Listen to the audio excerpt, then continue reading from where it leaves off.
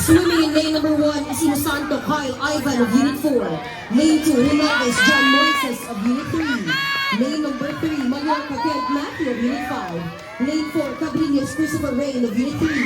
Lane 5, All, Gregory Alec, Unit 5. Lane number 6, Handokino, Mark Jade of Unit 2. Lane 7, Villegas, Fernel Ray of Unit 2.